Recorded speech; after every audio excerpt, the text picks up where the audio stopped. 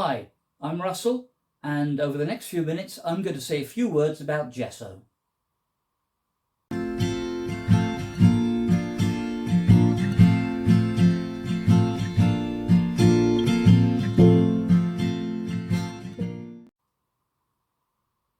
Gesso is a paint-like liquid which is used as a surface primer on many surfaces such as canvas, cardboard, wood, plywood, possibly even glass depending on the glass. It's not an acrylic-based compound, it's a totally different formulation.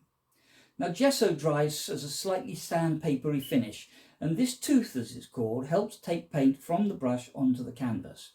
Now you can rub layers of gesso down and then paint over again so you get a smoother finish. It's up to you and depends on the type of painting that you want to do. If you're doing portrait painting, then you probably need a very smooth canvas, but landscape maybe a slightly rougher one. A black has a slightly more sandpapery finish than white. You can also get, as well as white and black gesso, you can also get clear gesso. Now here's one by Winsor & Newton. Technically it is not a true gesso, it's an acrylic gesso made of acrylic. Why would you like something like that? Well, maybe your canvas has got a drawing on it or a tracing of some sort and you want to preserve that whilst you paint. Paint it with clear gesso, it paints on white, it dries clear, and then you can see through it whilst you paint over it. Now the Bob Ross group of gessos are white, grey and black. White for a white canvas, black for, believe it or not, a black canvas, and grey. Why grey?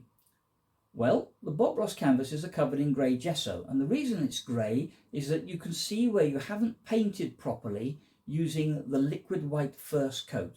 If you can see the grey gesso coming through, you need a bit more liquid white there. Some of Bob Ross's paintings are half and half. You might see a seascape, for example, where the top half of the canvas is white and the lower half of it is black, obviously using white gesso on top and black gesso underneath. You can also do underpainting with gesso. It's a great thing for, it's a great substance, both white and black, for underpainting. And here is something I had produced earlier. Underpainting of a series of 4 trees in isolation. And what I hope is that when I finish painting, it will look something like this. I can live in hope. How do you apply gesso? Well, the best way to apply gesso is either with a radiator type roller like this, small one, with a very with a non-furry roller on it, or the other way is with a proper gesso sponge brush such as this. Now some acrylic artists prefer to use white gesso and black gesso instead of white acrylic or black acrylic paint, because the whites and blacks of gesso tend to be a purer white and black than you get with acrylic paint. So that's all from me on gessos, very simple subject. Please give me those likes and subscribes, and if you have any other questions or comments you'd like to make, please make them down below in the comment section.